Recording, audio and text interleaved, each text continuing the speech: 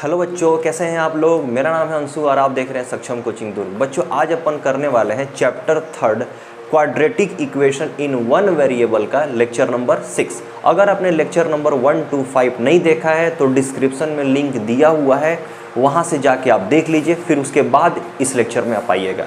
देखिए, इसमें अपन करने वाले हैं एक्सरसाइज 3 का क्वेश्चन नंबर 6 से स्टार्ट करेंगे। ठीक है, तो चलिए मैं क्वेश्चन पढ़ता हूँ, आप समझिएगा उसको। ठीक है, देखिए आपको यहाँ पे क्वेश्चन दिख रहा होगा, यहाँ पे आप देख लीजिए। ठीक है, देखिए area of right angle triangle is 165 square metre.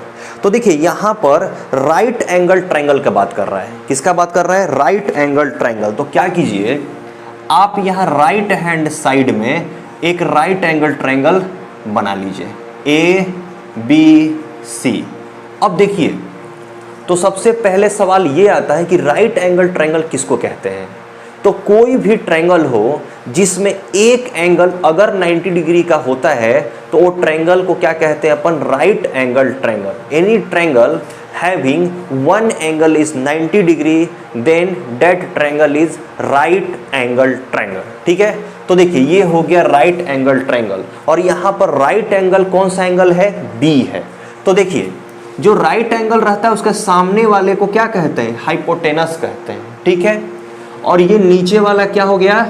ये बेस हो गया, और ये परपेंडिकुलर हो गया। ये परपेंडिकुलर कहिए या इसको हाइट कहिए, दोनों सेम है, परपेंडिकुलर और हाइट दोनों। लेकिन ये हाइट नहीं है, ये क्या है? हाइपोटेनस है।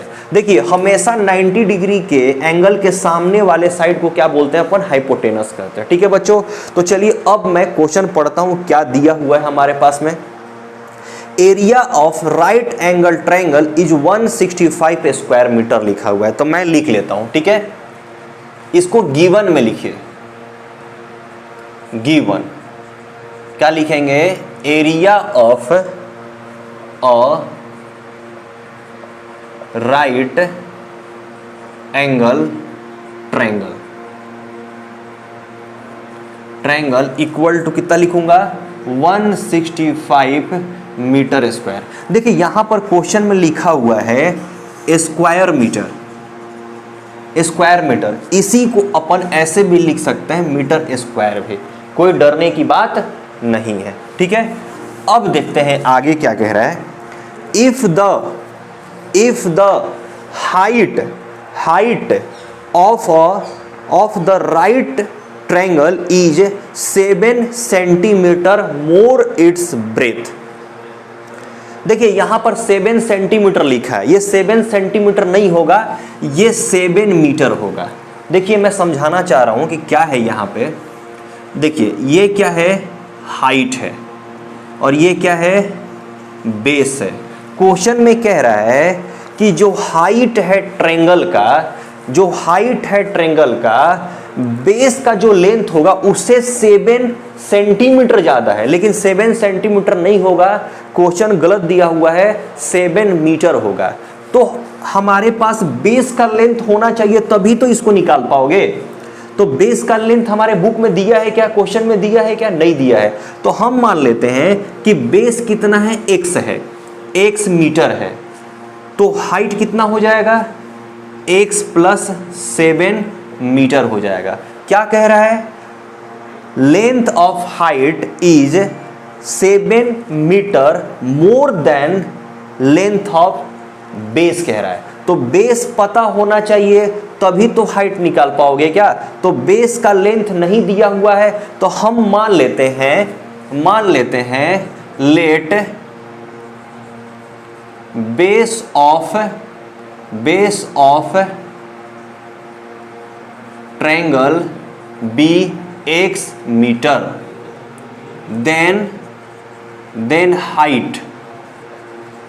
then height of triangle be x + 7 metre.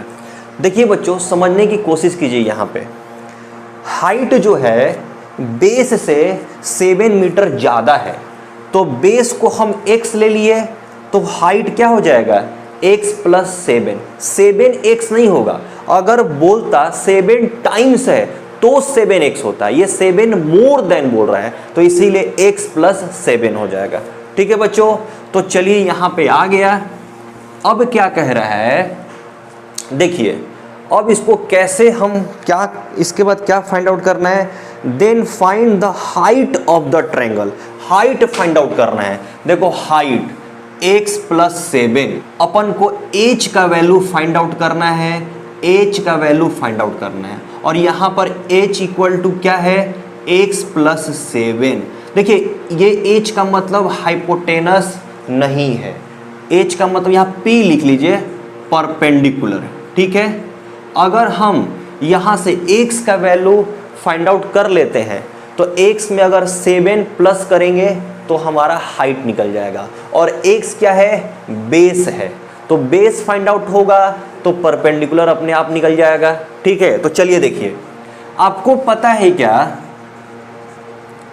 Area of right angle triangle कितना दिया हुआ है, 165। देखिए ये लिखा हुआ है क्या, जो चीज हमारे क्वेश्चन में दिया रहेगा उसी को लेकर के अपन चलेंगे, ठीक है। तो देखिए area of right angle triangle equal to 165 metre square दिया है। अब मेरे को ये बताइए कि area of right angle triangle क्या होता है, तो याद कर लीजिए फॉर्मूला होता है area of right angle triangle is 1/2 into base into height. ये हाइट है, हाइपोटेनस नहीं है, ध्यान दीजिएगा। चलिए इसको मैं हटा देता हूं, इसको मैं h लिख देता हूं, आप कंफ्यूज मत होना, ठीक है, आप कंफ्यूज मत होना। 1/2 इंटू बेस इंटू हाइट, और हाइट को ही अपन परपेंडिकुलर भी कहते हैं, लेकिन ये क्या है, हाइपोटेनस है। चलिए मैं क्या कर रहा हूं, इसको कैपिटल लेटर से लिख देता हूं, ठीक है, कैपिटल H से। तो 1/2 into base into height equal to कितना है, 165।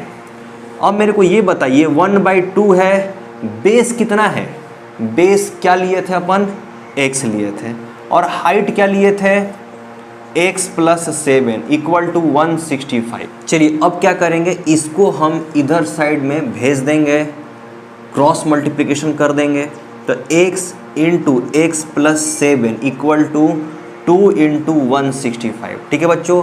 अब इसको मल्टीप्लाई कीजिए, X square plus 7x equal to ये कितना होगा, 5 2 जा 10, 6 2 जा 12, 12 1 30 2 30, ये आएगा 330। इसको लेफ्ट हैंड साइड लेके आइए, X square plus 7x minus 330 equal to 0। अब देखिए यहाँ पे क्या आ गया, क्वाड्रेटिक इक्वेशन के फॉर्म में आ गया। अब ये क्वाड्रेटिक इक्वेशन को आप 3 मेथड से सॉल्व कर सकते हैं, मैं तीनों मेथड आपको बता चुका हूँ। First factorization method, second completing square method, और थर्ड फार्मूला मेथड। जो भी आपको सही लगता है, अच्छे से आता है, उससे आप सॉल्व कर लीजिए। तो बताइए मैं यहाँ पे कौन सा मेथड से बताऊँ, तो देखिए मैं यहाँ पर फैक्टराइजेशन मेथड से बताता हूँ। तो देखिए एक्स स्क्वायर का कोफिशिएंट कितना है, 1 है, लास्ट वाला टर्म कितना है, 330 है, मल्टीप्लाई करेंगे तो 330 आएगा। अब इसको क्या करेंगे, फैक्टराइज करेंगे, ठीक है। सबसे पहले 2 से करेंगे, तो 2 1 जा 2, 2 6 जा 12, 2 5 जा 10। अब किससे करेंगे, 3 से जाएगा क्या, 7 12, 3 से चले जाएगा, 3 5 जा 15 और 3 5 जा 15। अब किससे जाएगा, 5 से, 5 11 बार में 55। तो चलिए इसको कैसे लिख सकते हैं, 2 इंटू 3 इंटू 5 इंटू 11। अब इसको क्या करना है, 2 पार्ट में डिवाइड करना है, और ऐसे अरेंज करना है 2 पार्ट में कि उसको प्लस करें या माइनस करें, 7x आना चाहिए, 7 आना चाहिए। तो देखो तो 7 कैसे आएगा। अब देखिए मान लीजिए ये दोनों को एक साथ रखते हैं 6, ये दोनों को एक साथ रखते हैं 55, तो क्या ये दोनों को प्लस करो या माइनस करो, ये 7x आएगा क्या, एकदम नहीं आएगा। तो ये गलत है, ये हम नहीं ले सकते। अब देखो तो ये दोनों को एक साथ रखो, ये दोनों को एक साथ रखो, क्या हो पाएगा क्या, तो 3 5 जा 15, 11 2 बार में 22। ये दोनों को जोड़ेंगे या माइनस करेंगे तो 7 आएगा क्या? हाँ, माइनस करेंगे तो 7 आ जाएगा, लेकिन हमको किस में लेके आना है? प्लस में लेके आना है। तो कैसे करोगे? देखो 22 को प्लस में रखो, 15 को माइनस में रखो, 15 को माइनस में रखो तो कितना आ जाएगा? +7 आ जाएगा।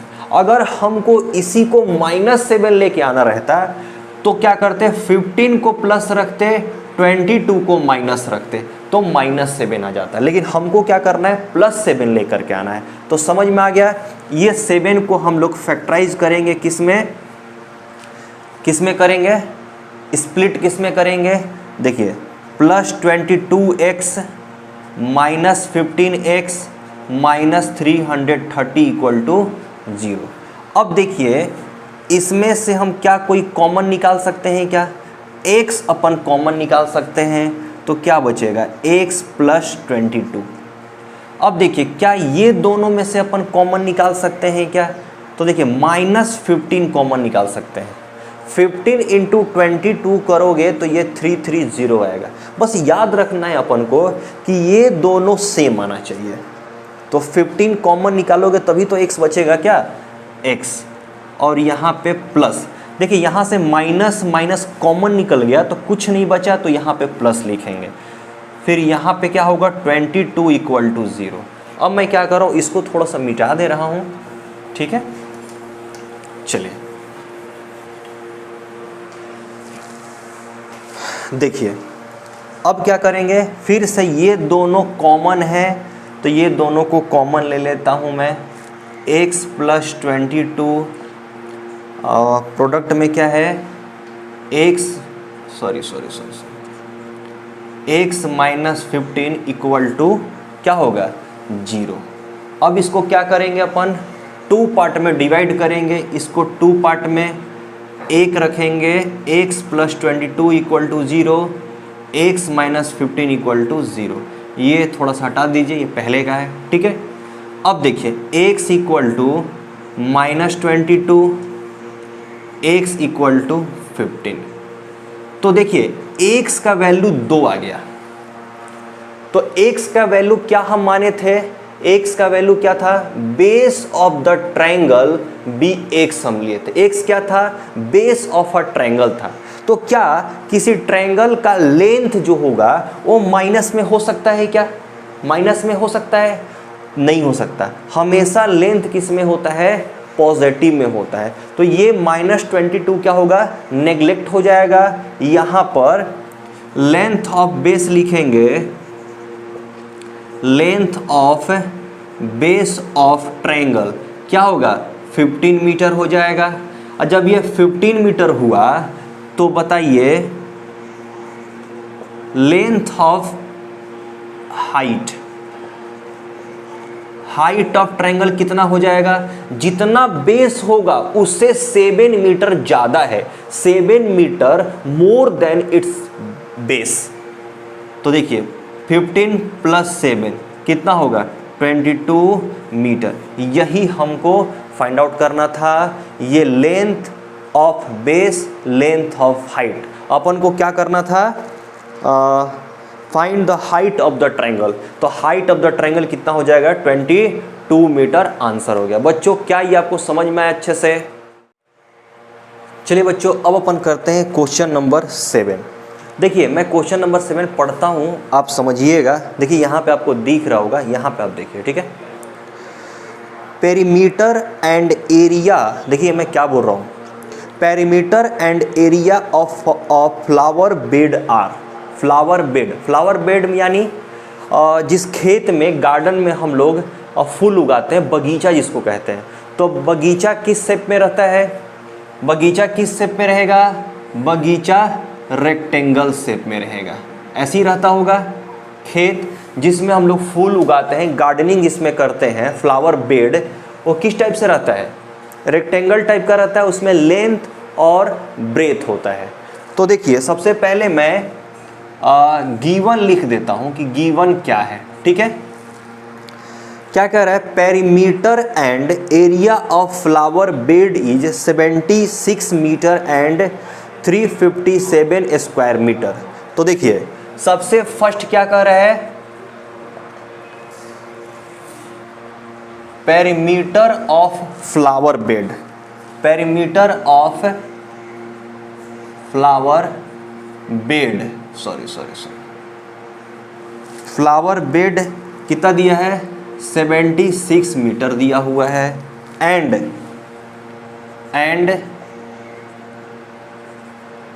Area of flower bed equal to कितना दिया है, 357 मीटर स्क्वायर। ठीक है, respectively find the length and breadth of the flower bed. आपको क्या करना है, फ्लावर बेड का लेंथ और ब्रेथ अपन को फाइंड आउट करना है। तो देखिए सॉल्यूशन यहां से करते हैं। देखिए लेंथ और ब्रेथ तो दिया नहीं है, तो हम क्या कर रहे हैं, मान लेते हैं कि लेंथ जो है L है और ब्रेथ जो है B है। ठीक है, तो लिखिए let length of flower bed B कितना लिखेंगे, L मीटर लिख देते हैं। And breadth of flower bed B कितना, B मीटर। ठीक है, अब अकॉर्डिंग टू क्वेश्चन देखिए पेरीमीटर कितना दिया हुआ है, जो दिया है उसी का फॉर्मूला लेकर के चलना है। तो पेरीमीटर क्या दिया हुआ है, 76। अब बताइए पेरीमीटर का फॉर्मूला क्या होता है, फ्लावर बेड किस फॉर्म में है, रेक्टेंगल के फॉर्म में है, रेक्टेंगल के फॉर्म में। खेत कैसा होता है, रेक्टेंगल जैसा होता है, तो रेक्टेंगल के फॉर्म में दिया है। तो बताइए पेरीमीटर ऑफ रेक्टेंगल कितना होता है, 2 × L + B होता है, ये 76। इसको 2 पार्ट में कर लेता हूँ। ठीक है, तो 2 × L + B = 76। ठीक है बच्चों, तो देखिए L + B कितना हो जाएगा, 76/2। L + B = कितना हो जाएगा, 2 से कैंसिल करोगे तो 2 3 बार में 6 और 2 8 जा 16, ये L + B आ जाएगा। ठीक है, L + B = 38 है। देखिए यहाँ पे क्या कीजिए, आप B का वैल्यू फाइंड आउट कर लीजिए, 38 - L हो जाएगा। B का वैल्यू फाइंड आउट कर लीजिए, इसको इक्वेशन नंबर 1 दे दीजिए, इसको L थोड़ा सा अच्छे से लिख लीजिए। ठीक है, अब देखिए क्या क्वेश्चन दिया हुआ है कि area of a flower bed equal to 357।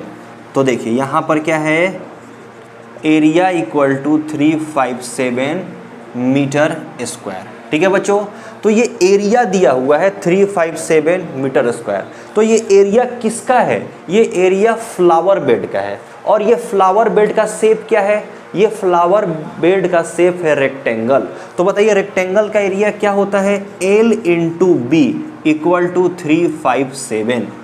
अब देखिए B का वैल्यू इक्वेशन नंबर 1 में क्या दिया हुआ है, ये B का वैल्यू आप क्या कीजिए, यहाँ पर पुट कर दीजिए। तो देखिए L × 38 - L = 357। 357 आप अभी ये यूनिट को लेके नहीं चल रहा हूँ, बाद में मैं यूनिट लिख दूंगा। चलिए अब इसको क्या करेंगे, मल्टीप्लाई करेंगे तो क्या होगा,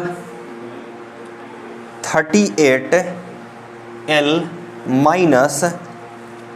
- L स्क्वायर = 357। ठीक है बच्चों, चलिए अब क्या करेंगे, इसको लेफ्ट हैंड साइड लेके आ जाएंगे, तो -L स्क्वायर + 38L - 357 = 0। ठीक है बच्चों, अब देखिए मैं आपको पहले भी बता चुका हूँ, क्या ये स्टैंडर्ड फॉर्म में आया क्या क्वाड्रेटिक इक्वेशन का, नहीं। देखिए यहाँ पे क्या होना चाहिए, जो भी स्टार्टिंग में स्क्वायर वाला है उसका क्या होना चाहिए, माइनस नहीं होना चाहिए, ये हमेशा पॉजिटिव में होना चाहिए, प्लस में होना चाहिए। तो देखिए यहाँ पे माइनस है, तो आप क्या करो, सब में से माइनस कॉमन ले लो। ठीक है, चलो जैसे ही माइनस कॉमन लेते हैं तो सबका साइन क्या होता है, चेंज हो जाता है। जो प्लस है वो माइनस में हो जाएगा, माइनस जो होगा प्लस में होगा। तो देखिए ये माइनस में था तो प्लस में हो गया, ये प्लस में है तो ये क्या हो गया माइनस में, ये माइनस में है तो ये क्या हो गया प्लस में, इक्वल टू 0। अब ये माइनस को आप राइट हैंड साइड भेज दीजिए, उसके साथ मल्टीपल होके क्या होगा 0 हो जाएगा। तो कैसे लिखेंगे, L square minus 38L plus 357 equal to 0। अब इसको आप सॉल्व कर सकते हैं, किसी मेथड से आप सॉल्व कर सकते हैं। ठीक है बच्चों, चलिए बच्चों अब अपन क्या करते हैं, इसको सॉल्व करते हैं। और इसको अपन तीनों मेथड से सॉल्व कर सकते हैं, फैक्टराइजेशन मेथड, फार्मूला मेथड और कंप्लीटिंग स्क्वायर मेथड। तो मैं क्या कर रहा हूँ, इसको स्प्लिटिंग मिडिल टर्म जिसको बोलते हैं फैक्टराइजेशन मेथड, उसी से सॉल्व कर रहा हूँ। ठीक है, तो चलो, तो इसके सामने क्या है 1 है, ये कितना है 357, तो 1 × 357 करेंगे तो 357 ही आएगा। अब इसको फैक्टराइज करेंगे तो सबसे छोटा नंबर प्राइम नंबर 2 होता है, तो 2 से ये फैक्टराइज नहीं होगा, 2 से ये डिवाइड नहीं होगा। तो चलिए हम क्या करते हैं, 3 से चेक करते हैं, क्या 3 से होगा क्या, हाँ 3 से होगा। तो चलो 3 1 जा 3 5, 3 1 जा 2 बचा 7, तो 3 9 बार में 27।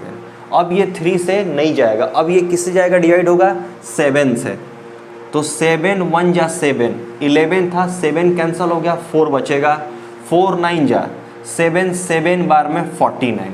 अब देखिए यहाँ पर क्या क्या नंबर आया, 3 × 7 × 17 आया। अब इसको 2 पार्ट में डिवाइड करना है जो कि 38 आना चाहिए। तो देखो प्लस करो या माइनस करो 38 आना चाहिए। तो देखिए यहाँ पे ये दोनों को रखिए, 7 3 जा 21 होता है और ये 17, क्या ये दोनों को जोड़ेंगे तो 38 आएगा क्या, हाँ दोनों को जोड़ेंगे आप तो 38 आ जाएगा। लेकिन हमको क्या करना है, -38 में लेके आना है। तो आप क्या करो, 21 को माइनस में रखोगे और 17 को भी माइनस में रखोगे।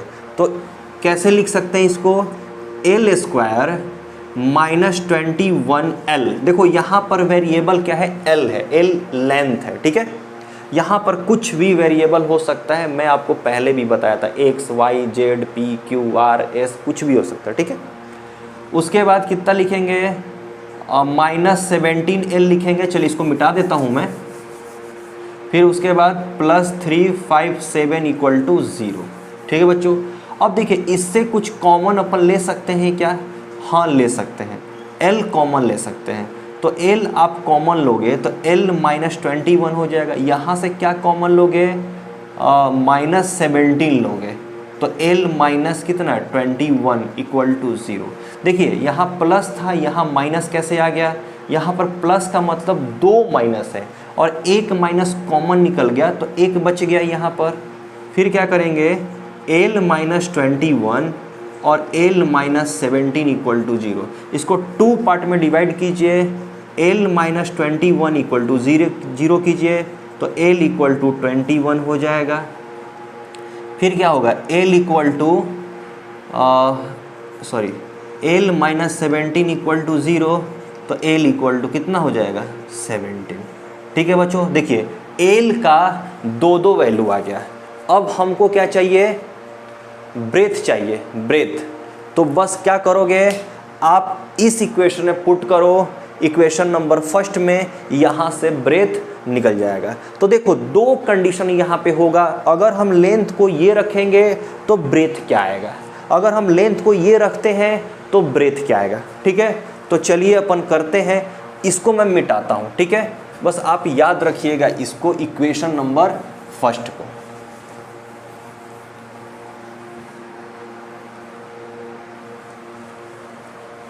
चलिए देखिए,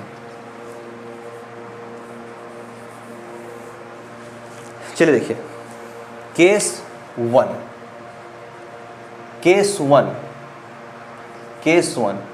if L equal to 21 metre, अगर L 21 मीटर लोगे तो ब्रेथ का वैल्यू क्या आ जाएगा, B इक्वल टू 38 माइनस 21, तो b इक्वल टू कितना, 8 में से 1 जाएगा 7 और 3 में से 2 जाएगा 1 आ जाएगा 17। ठीक है, ये केस नंबर 1 था। अब देखते हैं हम लोग केस नंबर 2। अगर इफ l इक्वल टू 17 होगा तो b इक्वल टू कितना होगा, b कितना है 38 माइनस 17, तो b इक्वल टू कितना आएगा 21 आ जाएगा। तो बताइए यहाँ पे क्या हुआ, लेंथ छोटा हो गया, ब्रेथ बड़ा हो गया। लेकिन ऐसे क्या होता है, लेंथ किसको कहते हैं, जो बड़ा होता है, और ब्रेथ क्या होता है, जो छोटा होता है। तो ये आपका आंसर सही हो जाएगा दोनों। लेंथ कितना 21 मीटर और ब्रेथ कितना 17 मीटर, ये आपका आंसर हो जाएगा, ये नहीं होगा। ठीक है बच्चों, चलिए बच्चों अब अपन करते हैं क्वेश्चन नंबर 8। देखिए क्वेश्चन नंबर 8 मैं पढ़ता हूँ, आप समझिएगा। ठीक है, यहाँ पे आपको क्वेश्चन दिख रहा होगा, यहाँ पे देखिए मैं बुक में पढ़ रहा हूँ। ठीक है, क्या बोल रहा है, area of a rectangular park. देखो आ गया रेक्टेंगुलर पार्क के बारे में। तो आप क्या कीजिए, यहाँ पे आप एक रेक्टेंगुलर पार्क बना लीजिए। रेक्टेंगुलर पार्क, रेक्टेंगल है तो ये क्या हो गया L और ये क्या हो गया ब्रेथ B। ठीक है, ये लेंथ हो गया, ये ब्रेथ हो गया। ठीक है, मैं पढ़ता हूँ, सुनिएगा। Area of rectangular park is 100 square metre, मतलब इसका एरिया पहले से दे चुका है। तो देखिएगा मैं यहाँ पर लिख देता हूँ क्या दिया हुआ है, एरिया ऑफ रेक्टेंगुलर पार्क। देखो जैसे मैं सॉल्व कर रहा हूँ वैसा ही आपको भी सॉल्व करना है, डायग्राम को राइट हैंड साइड बनाना है और जैसे मैं लिख रहा हूँ वैसे लिखना। ठीक है, पार्क कितना है 100 मीटर स्क्वायर। मैं बार बार बोल रहा हूँ, देखो या स्क्वायर मीटर लिखा रहे या मीटर स्क्वायर लिखा रहे, दोनों सेम है। ठीक है, चलो इसके आगे मैं क्वेश्चन पढ़ता हूँ। Length of the park is 15 metre more than its breadth. देखिए ये पॉइंट को मैं समझाता हूँ। जैसे मान लीजिए कि आपके पास ये रेक्टेंगल है, इसी रेक्टेंगल को मैं बनाया हूँ, ये L है ये B है।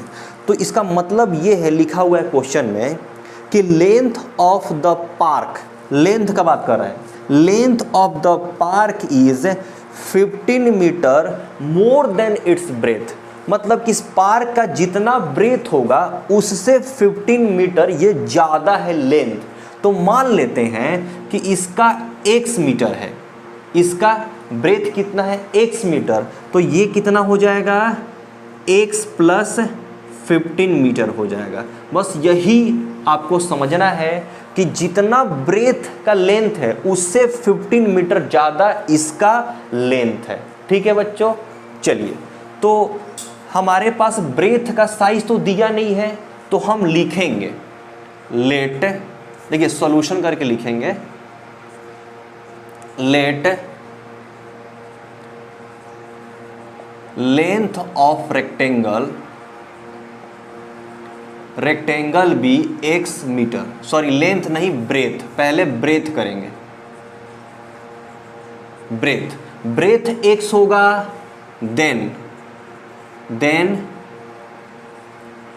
लेंथ ऑफ रेक्टेंगल b कितना हो जाएगा x प्लस 15 मीटर। क्योंकि क्वेश्चन में लिखा हुआ है कि जितना ब्रेथ है उससे 15 मीटर ज़्यादा उसका लेंथ है, तो ब्रेथ को हम x मान लिए, तो लेंथ कितना हो जाएगा x प्लस 15। चलिए अब उसके बाद मैं पढ़ता हूँ कि if someone wants to fencing alongside of the park and cost of fencing 1 meter is 5 rupees, then find the total cost। देखिए क्या कह रहा है कि आपके पास ये रेक्टेंगल है, रेक्टेंगुलर पार्क है। अब ये रेक्टेंगुलर पार्क को क्या किया जा रहा है, फेंसिंग किया जा रहा है। फेंसिंग का मतलब होता है कि इसके चारों तरफ बाउंड्री पे तार लगाना। फेंसिंग मतलब कि होता है ना, खेत होता है, गार्डन होता है, हम चारों तरफ से तार लगा देते हैं कि कोई जानवर कोई आदमी उसके अंदर ना जाए। तो फेंसिंग, कभी भी फेंसिंग कहता है तो आपको क्या निकालना पड़ेगा, पेरीमीटर निकालना पड़ेगा, याद रखिएगा। फेंसिंग कभी भी कहेगा तो पेरीमीटर आपको निकालना पड़ेगा, क्योंकि फेंसिंग कहाँ करते हैं, अंदर थोड़ी ना करते हैं। फेंसिंग हम लोग किनारे किनारे करते हैं, और किनारे वाले को हम कहते हैं क्या, पेरीमीटर। और यही फेंसिंग करने में कह रहा है कि 1 मीटर फेंसिंग करेगा, 1 मीटर, तो उसको कॉस्ट देना पड़ेगा 5 रुपये, 5 रुपीज़, 5 रुपीज़। तो टोटल कॉस्ट कितना आएगा, तो आपको क्या करना है, पेरीमीटर इसका निकालना है, और जितना मीटर आएगा उसका पेरीमीटर, उसमें क्या करना है, 5 से मल्टीप्लाई कर देना है, क्योंकि 1 मीटर का कॉस्ट कितना दिया है, 5 रुपीज़। बस आपको यही करना है, पेरीमीटर निकालना है और उसको 5 से क्या करना है, मल्टीप्लाई कर देना है। तो चलिए, हमारे पास 3 कंडीशन दिया हुआ है, यहाँ से अपन पेरीमीटर निकालते हैं। पेरीमीटर मतलब कि लेंथ और ब्रेथ हमको पता होना चाहिए, और लेंथ और ब्रेथ हमारे पास आ जाएगा तो हम फार्मूला से 2 × L+B निकाल सकते हैं। ये रेक्टेंगल का पेरीमीटर है। ठीक है बच्चों, तो देखो क्या लिखा है, एरिया ऑफ रेक्टेंगुलर पार्क दिया हुआ है, एरिया दिया हुआ है 100 मीटर स्क्वायर। अब बताइए एरिया का फॉर्मूला क्या होता है, लेंथ इंटू ब्रेथ होता है क्या। अब देखिए यहाँ पर लेंथ कितना है, x + 15, और ब्रेथ कितना है, x = 100। क्या हम ये फॉर्मूला अप्लाई कर सकते हैं क्या, यहाँ से हम x का वैल्यू निकालेंगे, फिर वहाँ हम पेरीमीटर निकाल लेंगे। ठीक है बच्चों, तो देखो इसको x से मल्टीप्लाई करोगे तो x², इसको 15 से करोगे तो 15x = कितना, 100। अब देखिए x², 15x, इसको इधर साइड लाइए, 100 = 0।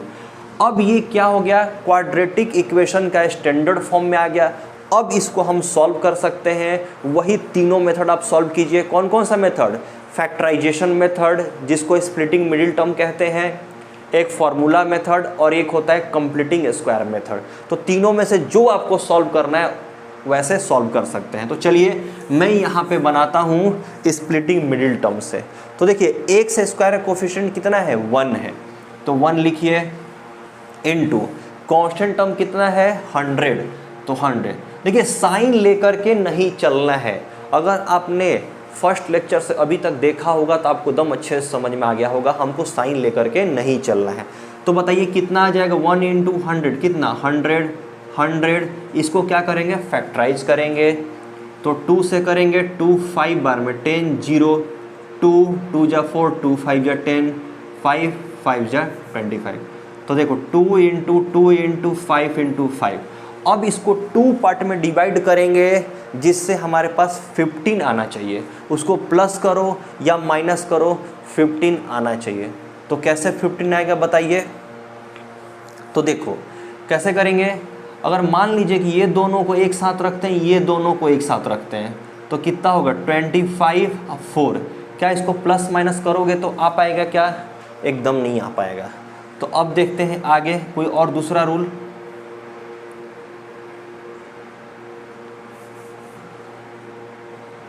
अब देखिए हम क्या करेंगे, ये तीनों को एक साथ रखते हैं, इसको अकेला रखते हैं। ठीक है, तो देखिए 5 2 × 10, 10 2 × 20, ये 20 हो जाएगा और ये 5 हो जाएगा। अब ये दोनों को प्लस या माइनस करेंगे तो क्या 15 आ जाएगा क्या, हाँ आ जाएगा। क्या करना पड़ेगा, दोनों को माइनस करना पड़ेगा। तो कैसे माइनस करेंगे, 20 को प्लस रखेंगे और 5 को माइनस रखेंगे। ऐसा क्यों, क्योंकि हमको यहाँ पर 15 प्लस में लेके आना है। अगर मान लीजिए हमको माइनस में लेके आना रहता तो -20 रखते, +5 रखते, तो -15 आ जाता। तो समझ आ गया कि हम एक को +20 रखेंगे और 5 को क्या रखेंगे, माइनस में रखेंगे।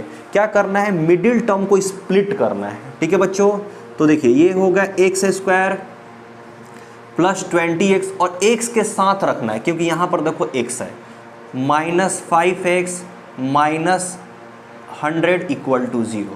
अब देखिए ये दोनों से क्या कॉमन ले सकते हैं, x कॉमन ले सकते हैं, तो x + 20।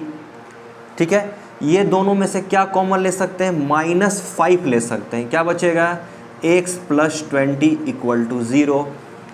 x + 20 ये दोनों सेम है, तो फिर क्या बचा, x माइनस 5 बचा इक्वल टू 0। तो चलिए मैं इसको मिटा देता हूँ। अब देखिए, अब यहाँ पे देखिए ये अलग टर्म है, ये अलग टर्म, दोनों क्या है, प्रोडक्ट में है, ठीक है। तो हम इसको 2 पार्ट में डिवाइड कर लेते हैं। x प्लस 20 इक्वल टू 0 और एक रखते हैं x माइनस 5 इक्वल टू 0। तो क्या होगा, x इक्वल टू माइनस 20 होगा। अब देखो यहाँ पर x इक्वल टू 5 होगा। अब देखिए x को हम क्या माने थे, ब्रेथ माने थे, breadth of a rectangle bx। तो x का वैल्यू 2 आया, x इक्वल टू 5 भी आया और x इक्वल टू माइनस 20 भी आया। तो ये दोनों में से कौन सा होगा ब्रेथ? तो बताइए ब्रेथ क्या कभी निगेटिव में हो सकता है क्या? इसलिए ये क्या हो गया, नेग्लेक्ट हो गया, क्योंकि यहाँ पर x इक्वल टू माइनस 20 आया और माइनस कभी ब्रेथ माइनस में नहीं आ सकता। क्या होगा, ये होगा। तो क्या करेंगे, ये नेग्लेक्ट कर देंगे, ये रखेंगे। तो क्या लिखेंगे हम लोग, ब्रेथ इक्वल टू कितना हो जाएगा, 5 मीटर होगा। तो लेंथ कितना हो जाएगा, लेंथ कितना होगा, x प्लस 15। जितना ब्रेथ होगा उससे 15 मीटर ज़्यादा है। तो क्या होगा, 5 प्लस 15 कितना हो जाएगा, 20 मीटर। समझ में आया? तो देखो L कितना 20 और B कितना 5 मीटर। अब हमको क्या करना, इतना ही आंसर नहीं हुआ, हमको क्या करना है, इसका पेरीमीटर निकालना है। क्योंकि ये रेक्टेंगल को क्या कर रहे हो, फेंसिंग कर रहे हो और 1 मीटर का रेट है 5 रुपीज़। तो फेंसिंग का मतलब होता है चारों तरफ उसके बाउंड्री में क्या करना, वायर लगाना, फेंसिंग कहते हैं। तो फेंसिंग कभी भी आ जाए तो आपको क्या करना है, पेरीमीटर फाइंड आउट करना है और पेरीमीटर फाइंड आउट होने के बाद में जो उसका रेट दिया है पैसा, उससे मल्टीप्लाई कर देना है, ठीक है। तो चलिए अब हम क्या करते हैं, पेरीमीटर निकालते हैं। चलिए स्क्रीनशॉट आप ले लीजिए, ठीक है। तो चलिए अब अपन क्या करेंगे, पेरीमीटर निकालेंगे, पेरीमीटर ऑफ रेक्टेंगल। तो देखिए हमारे पास लेंथ और ब्रेथ मिल गया। चलिए अब क्या करेंगे, पेरीमीटर ऑफ रेक्टेंगल।